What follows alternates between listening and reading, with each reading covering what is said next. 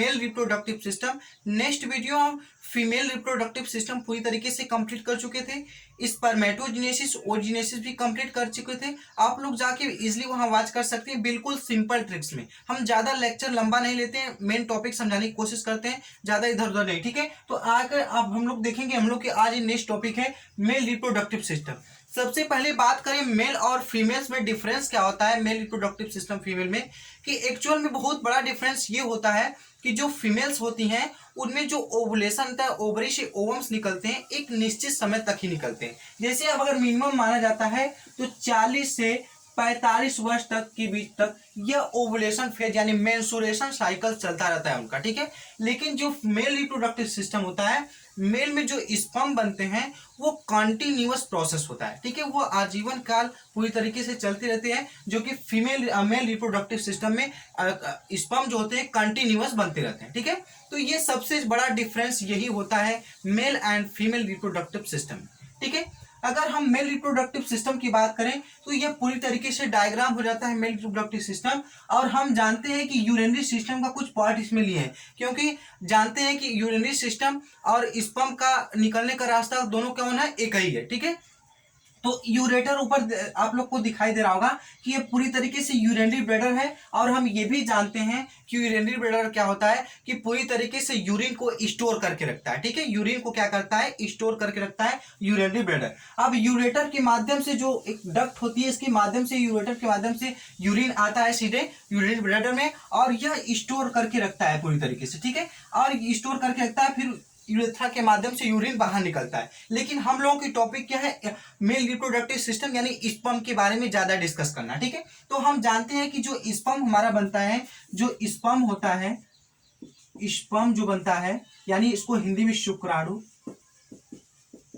इसको हिंदी में शुक्राणु बोलते हैं। जो स्पर्म होता है वह कहाँ बनता है, एपिडाइमस में बनता है, एपिडिडर्मिस में डाइमस में बनता है पूरी तरीके से स्पर्म, ठीक है। स्पर्म इसमें हम जानते हैं कि जो हमारा वृषण होता है, हिंदी में उसे वृषण के नाम से जानते हैं, या फिर जो एपिडाइमस होता है, वृषण होता है, उसमें 250 पिंडक्स पाए जाते हैं, ठीक है। अगर उसके टीएस कार्ड की बात करें तो कुछ इस टाइप से ही बनता है, ठीक है। और इसमें 3 शुक्रजन नलिकाएं पाई जाती हैं, और इसमें छोटे छोटे बहुत सारे 250 पिंडक्स पाए जाते हैं, यानी 250, ठीक है। और पूरी तरीके से, ठीक है।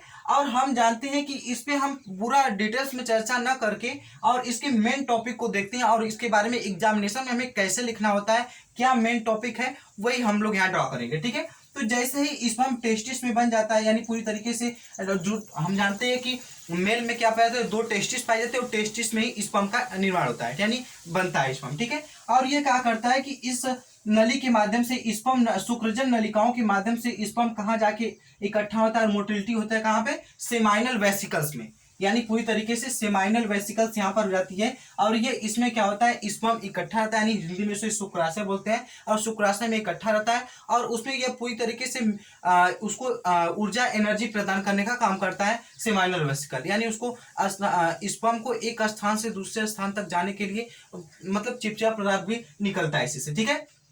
तो अब क्या होता है कि शुक्राशय और प्रोस्टेट ग्लैंड इसके जस्ट नीचे क्या पाई जाती है, प्रोस्टेट ग्लैंड। और प्रोस्टेट ग्लैंड का काम क्या होता है कि यह मेल यानी स्पर्म और उसके बाद यूरिन को दोनों को पास आउट करने का इसका मेन वर्क होता है। जब इस यूरिन यूरिनरी ब्लैडर से यानी यूरेथ्रा के माध्यम से पास होता है तो स्पर्म को के रास्ते को बंद कर देता है, ठीक है। इसमें ट्यूब वाल्व पाए जाते हैं जो कि हमेशा खुलते रहते हैं और बंद होते रहते हैं, ठीक है। जब स्पर्म आता है तो यूरिन को वाल्व को बंद कर देता है, और जब यूरिन आता है तो स्पर्म के रास्ते को बंद कर देता है, ठीक है। तो अब क्या होता है, कभी तो ऐसा हुआ नहीं कि स्पर्म भी साथ आ रहा है और यूरिन भी साथ आ रहा है, ठीक है। तो ऐसा तो है नहीं, क्योंकि जब ऐसा होने लगा तो कहीं ना कहीं हमारी प्रोस्टेट ग्लैंड है जो पूरी तरीके से डिस्ट्रैक्ट हो चुकी है, खराब हो चुकी है, और अधिकतर इसी में देखने को मिलता है प्रोस्टेट ग्लैंड कैंसर, जो कि मेल में वो अधिकतर होता है, ठीक है। तो अगर स्पर्म और यूरिन साथ में आ रहे हैं तो कहीं ना कहीं हमारे प्रोस्टेट ग्लैंड में प्रॉब्लम है, ठीक है। ये प्रोस्टेट ग्लैंड का यही काम होता है कि यूरिन को पास आउट करना और स्पर्म को, ठीक है,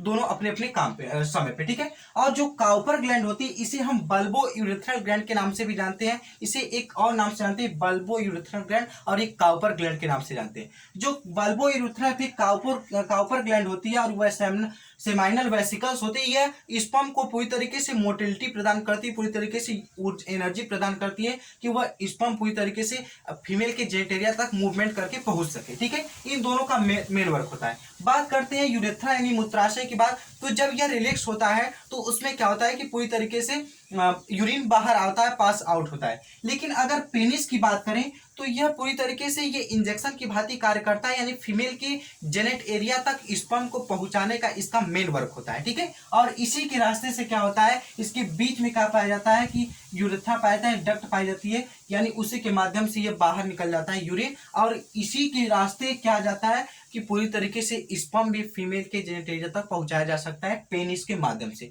यह इंजेक्शन की भांति कार्य करता है। ठीक है, तो आप लोगों को हमें आशा होगा कि सारे टॉपिक से आपको इजिली समझ में आ गई होंगी। मेल रिप्रोडक्टिव सिस्टम में बहुत ज्यादा कठिन कोई नहीं है। सिंपल सा इसका फिगर ड्रॉ करना है और उसको नॉमेनक्लेचर करके प्रत्येक के बारे में डिफाइन कर देना है। बिल्कुल हम शॉर्ट नोट्स में बताते हैं, क्योंकि ये नहीं कि एक एक घंटा का लेक्चर जाए। ठीक है, थैंक यू सो मच।